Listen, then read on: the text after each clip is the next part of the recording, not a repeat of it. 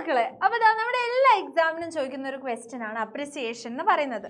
അപ്പോൾ എങ്ങനെ നമുക്കൊരു അപ്രിസിയേഷൻ എഴുതാം, എങ്ങനെ അപ്രിസിയേഷൻ എഴുതിയാൽ നമുക്ക് മാക്സിമം മാർക്സ് കിട്ടും എന്നുള്ളതാണ് നമ്മൾ ഈ ഒരു വീഡിയോയിൽ ഡിസ്കസ് ചെയ്യാൻ പോകുന്നത്. അപ്പോൾ കടക്കുന്നതിന് മുൻപ് എന്താണ് അപ്രിസിയേഷൻ? അപ്രിസിയേഷൻ എന്ന് പറയുമ്പോൾ നമ്മളൊരു കവിതേനെ വളരെ ക്രിട്ടിക്കലായിട്ട് അനലൈസ് ചെയ്യാണ്. ഓക്കെ, എന്നിട്ട് അതിൻ്റെ കോണ്ടൻറ്റ് ആയിക്കോട്ടെ, സ്ട്രക്ചർ ആയിക്കോട്ടെ, ഇൻറ്റേർണൽ മീനിങ്സ് ആയിക്കോട്ടെ, ഇതെല്ലാം ഇതിനെയൊക്കെ പറ്റി നമ്മൾ എഴുതിയിട്ട് നമ്മൾ നമ്മുടെ പേഴ്സണൽ ഒപ്പീനിയൻ, അതായത് പേഴ്സണൽ ഒപ്പീനിയൻ എന്ന് പറയില്ല, നമ്മുടെ ഒപ്പീനിയനും കൂടെ കൊടുത്തിട്ട് നമ്മൾ ആ ഒരു അനാലിസിസ് കംപ്ലീറ്റ് ചെയ്യാണ് അപ്രിസിയേഷനിലൂടെ. ഓക്കെ, അപ്പോൾ എക്സാമിന് വരുമ്പോൾ നിങ്ങൾ എന്തൊക്കെ എഴുതണം? നിങ്ങൾ പറ്റുകയാണെങ്കിൽ ഒരു ബോക്സ് വരച്ചിടാം. അപ്പോൾ ഒരു ബോക്സ് വരയ്ക്കുമ്പോൾ നമുക്കൊരു വൃത്തിയൊക്കെ തോന്നും അല്ലേ? അത് കഴിഞ്ഞിട്ടോ നിങ്ങളൊരു ടൈറ്റിൽ കൊടുക്കുക. ഓക്കെ, ഒരു പ്രോപ്പർ ഹെഡിങ് കൊടുക്കുക. അത് കഴിഞ്ഞ് നമ്മുടെ ഫസ്റ്റ് ഇൻട്രൊഡക്ഷനിൽ എന്തൊക്കെ വേണം? ഇൻട്രൊഡക്ഷനിൽ നമ്മുടെ പോമിൻ്റെ പേര്, പോയറ്റിൻ്റെ പേര്, എന്താണ് പോമിൻ്റെ തീം, ഓക്കെ, പോം, പോയറ്റ്, തീം ഒക്കെ കൊടുത്തതിന് ശേഷം നമ്മൾ എന്ത് ചെയ്യും? ചെറുതായിട്ട് സ്ട്രക്ചറിനെ പറ്റിയിട്ട് പറയും. ഓക്കെ, അപ്പോൾ നമ്മുടെ ഇൻട്രൊഡക്ഷൻ സെറ്റാണ്. ഇനി നമ്മൾ ലൈൻ ബൈ ലൈൻ സമ്മറി, അപ്പോൾ നമുക്ക് ഏത് സ്റ്റാൻസയാണോ തന്നിട്ടുള്ളത് ആ സ്റ്റാൻസയുടെ ലൈൻ ബൈ ലൈൻ സമ്മറി നമ്മൾ എന്ത് ചെയ്യും? നമ്മൾ സെക്കൻഡ് പാരഗ്രാഫിൽ കൊടുക്കും. അത് കഴിഞ്ഞ് തേർഡ് പാരഗ്രാഫ് എന്ന് പറയുന്നത് ഏറ്റവും ഇമ്പോർട്ടൻ്റ് ആണ്. അതിൽ എന്തൊക്കെ പോകുന്നുണ്ട്? ഡീറ്റെയിൽഡ് അനാലിസിസ് ഓഫ് സ്ട്രക്ചർ അല്ലേ? എന്തൊക്കെയാണ് സ്ട്രക്ചറിലുള്ളത്, എത്ര ലൈൻ്റെ കവിതയാണ് ഇത്, ഫ്രീ വേഴ്സ് ആണോ അതോ റൈം സ്കീം ഉണ്ടോ, അതൊക്കെ നമ്മൾ അതിൽ ഡിസ്കസ് ചെയ്യും.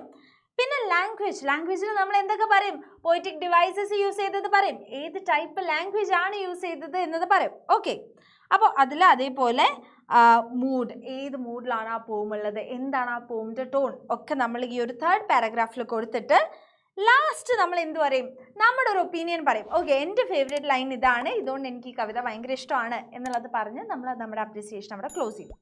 അപ്പോൾ ബേസിക്കലി നമ്മുടെ അപ്രിസിയേഷൻ കാണാൻ ഏറെക്കുറെ ഇതുപോലെ ഇരിക്കും. എന്താ, നമുക്കൊരു ടൈറ്റിൽ ഉണ്ടാവും, നെയിം ഓഫ് ദ പോം കോളൻ ആൻ അപ്രിസിയേഷൻ എന്ന് പറഞ്ഞ് കൊടുക്കുക.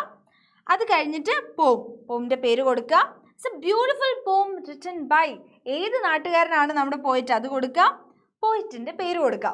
Okay, the poem takes up the perspective of, ആരാണ് സ്പീക്കർ, ആരാണ് പറയുന്നത്, ഓക്കെ, അത് കൊടുക്കുക. അത് കഴിഞ്ഞിട്ടോ എന്താണ് തീം, എന്തിനെ പറ്റിയിട്ടാണ് പറയുന്നത് എന്നുകൂടെ കൊടുക്കുക.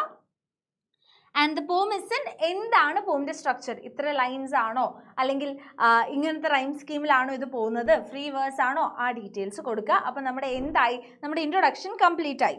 അത് കഴിഞ്ഞ് ലൈൻ ബൈ ലൈൻ മീനിങ് നമ്മൾ ക്ലാസ് അറ്റൻഡ് ചെയ്യുമ്പോൾ നമുക്കറിയാമല്ലോ അല്ലേ, ലൈൻ ബൈ ലൈൻ മീനിങ്സ് നമുക്കറിയാം. അപ്പോൾ അത് കൊടുക്കുക. ആൻഡ് നമ്മുടെ തേർഡ് ആൻഡ് ലാസ്റ്റ് പാരഗ്രാഫ് എങ്ങനെയായിരിക്കണം? The poet uses various poetic devices to beautify the poem. Use of alliteration ആയിക്കോട്ടെ, അസനൻസ് ആയിക്കോട്ടെ, കോൺസണൻസ് ആയിക്കോട്ടെ, അതേപോലെ ആനഫോറ, റെപ്പറ്റീഷൻ, അതിലേത് വന്നാലും നമുക്ക് എന്ത് പറയാം? ഇൻ ഏതൊക്കെ ലൈനിലാണ്? Improves the rhythm of the poem. Comparisons like, ഏതൊക്കെ കമ്പാരിസൺസ് ഉണ്ട്? Simile or metaphor. Yes, simile or metaphor is seen in, എവിടെയൊക്കെയാണ് അത് കൊടുക്കുക. പെർസോണിഫിക്കേഷൻ ഇൻ ദ ലൈൻസ്, ഏത് ലൈൻസിലാണോ ഉള്ളത്. Helps the reader to associate with the feelings of, ഏതാണോ എവിടെയാണോ പെർസോണിഫിക്കേഷൻ സംഭവിച്ചിട്ടുള്ളത് അത് കൊടുക്കുക. Use of enchantment points to the overflowing emotions of the writer while talking about, എവിടെയാണ് എൻചാംമെന്റ് ഉള്ളത് അത് പറയാം. ഹൗവർ ദ ലൈൻ, നിങ്ങൾക്ക് ഇഷ്ടമുള്ള ലൈൻ ഏതാണ്, എന്തുകൊണ്ടാണ് അത് ഇഷ്ടം എന്ന് പറഞ്ഞ് നമ്മൾ എന്ത് ചെയ്യും? നമ്മൾ നമ്മുടെ അപ്രിസിയേഷൻ ക്ലോസ് ചെയ്യും. അപ്പോൾ ഒരു അപ്രിസിയേഷൻ എഴുതുമ്പോൾ നിങ്ങൾ ഓർത്ത് വെക്കേണ്ട കുറച്ച് കീവേഡ്സ് ഉണ്ട്. എന്തൊക്കെയാണ്? Free verse. എപ്പോഴാണ് നമ്മളൊരു പോം ഫ്രീ വേഴ്സ് ആണെന്ന് പറയാം? അതിന് സ്ട്രക്ചറോ, സ്റ്റാൻസായിക് സ്ട്രക്ചറോ, മീറ്ററോ അല്ലെങ്കിൽ റൈം സ്കീമോ ഇല്ലാത്തപ്പം. ഓക്കെ, പിന്നെ അലിട്രേഷൻ നമുക്കറിയാം അല്ലേ, റെപ്പറ്റീഷൻ ഓഫ് കോൺസണന്റ് സൗണ്ട്സ്, എവിടെ? വേർഡ്സിൻ്റെ ബിഗിനിങ്ങിൽ, അടുത്തടുത്തുള്ള വേർഡ്സിൻ്റെ ബിഗിനിങ്ങിൽ വരുമ്പോൾ എന്താണ്? അലിട്രേഷൻ ആണ്. അനഫോറ എന്ന് പറയുമ്പോഴോ റെപ്പറ്റീഷൻ ഓഫ് വേർഡ്സ് അല്ലേ, and I went there, and I did that, അങ്ങനെ ആൻഡ് എന്നൊക്കെ പറഞ്ഞ് ഇങ്ങനെ റിപ്പീറ്റഡ് ആയിട്ട് വരുമ്പോൾ നമ്മൾ അതിന് എന്താ പറയാം? അനഫോറ എന്ന് പറയും. അസനൻസ് ആവുമ്പോഴോ വവൽ സൗണ്ട്സിൻ്റെ അടുത്തടുത്തുള്ള വേർഡ്സിൽ വരുന്ന റെപ്പറ്റീഷനാണ് നമ്മൾ എന്ത് പറയാം? അസനൻസ് എന്ന് പറയാം. ആൻഡ് സിമിലി ആൻഡ് മെറ്റഫർ നിങ്ങൾക്ക് അറിയാം അല്ലേ, സിമിലി മെറ്റഫറും രണ്ടും കമ്പാരിസൺസ് ആണ്. സിമിലി എന്ന് പറയുമ്പോൾ she is like a doll എന്ന് നമ്മൾ പറയും, അല്ലെങ്കിൽ മെറ്റഫർ ആണെങ്കിൽ ഷീ ഇസ് എ ഡോൾ എന്ന് പറയും. ഓക്കെ, പിന്നെ പെർസോണിഫിക്കേഷൻ ഹ്യൂമൻ ക്വാളിറ്റീസ് ആട്രിബ്യൂട്ട് ചെയ്യുന്നതിനെയാണ് നമ്മൾ പെർസോണിഫിക്കേഷൻ എന്ന് പറയാം.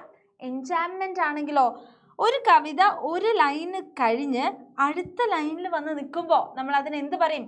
എൻജാംമെൻ്റ് ആണ് എന്ന് പറയും. ഓക്കെ. ആൻഡ് റൈമിങ് വേർഡ്സും റൈം സ്കീമും ഇത്രയും കാര്യങ്ങൾ നിങ്ങൾക്ക് പക്കയായിട്ട് അറിയെങ്കിൽ നിങ്ങൾക്ക് അപ്രിസിയേഷൻ നല്ല സെറ്റായിട്ട് എഴുതാം. അപ്പോൾ അപ്രിസിയേഷൻ്റെ ഫോമാറ്റ് നമ്മൾ പറഞ്ഞു. ബോക്സ് വരയ്ക്കാൻ മറക്കരുത്, ഹെഡിങ് എഴുതാൻ മറക്കരുത്. 3 പാരഗ്രാഫിലാണ് നമ്മുടെ അപ്രിസിയേഷൻ വരുന്നത്.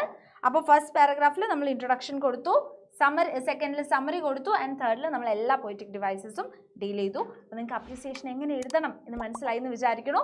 അപ്പോൾ ഈ ഒരു വീഡിയോൻ്റെ താഴെ നിങ്ങൾ എന്ത് ചെയ്യുക? സിമിലിയുടെ കുറച്ച് എക്സാമ്പിൾസ് കമൻറ്റ് ചെയ്യുക ആൻഡ് മാക്സിമം വീഡിയോ ലൈക്ക് ചെയ്യുക, ഷെയർ ചെയ്യുക.